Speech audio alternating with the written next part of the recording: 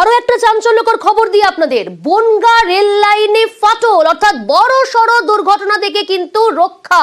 বনগাঁ স্টেশনে ঢোকার মুখে লাইনে ফাটল দেখা গিয়েছে। এ বিষয়ে আরো ডিটেল আপনাদের জানাবো। অনিরুদ্ধ রয়েছে। অনিরুদ্ধ, এই ফাটল কখন চোখে পড়লো? কারণ বনগাঁ শিয়ালদা শাখায় নিত্যদিন প্রচুর মানুষ যাতায়াত করে, বড়সড় দুর্ঘটনা ঘটতে পারতো।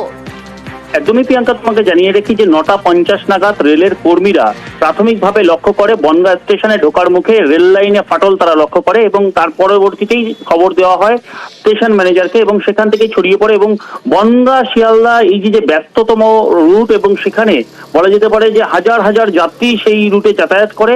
সেখানে আপ এবং ডাউন, শিয়ালদামুখী আপ এবং ডাউন দুটো ট্রেনই বন্ধ হয়ে যায়। পরবর্তীতে রানাঘাট লাইনের ট্রেনও দাঁড়িয়ে পড়ে।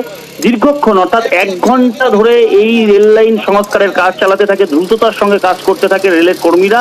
পরবর্তীতে 1 ঘন্টা পরে গিয়ে রেল লাইন সংস্কারের কাজ সম্পন্ন হয়েছে এবং সেখানে এখন বর্তমান পরিস্থিতিতে বনগাঁ স্টেশন থেকে রেল চলাচল স্বাভাবিক হয়েছে। প্রিয়াঙ্কা, বেশ, দেখলাম কি লাইনের পয়েন্টটা পুরো পুরো ফেটে পুরো দুই টুকরো হয়ে গেছে।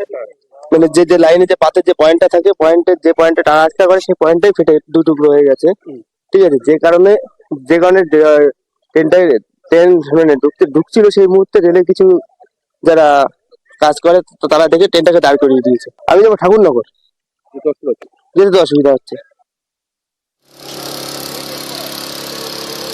আপনাদের জানিয়ে রাখবো, আজ সকালে বনগাঁ রেল লাইনে ফাটল, বনগাঁ স্টেশনে ঢোকার মুখে লাইনে ফাটল দেখা দেয়। বন্ধ ছিল বনগাঁ শিয়ালদা শাখায় ট্রেন চলাচল আপ এবং ডাউনে, তবে এই মুহূর্তে ট্রেন চলাচল স্বাভাবিক হয়েছে।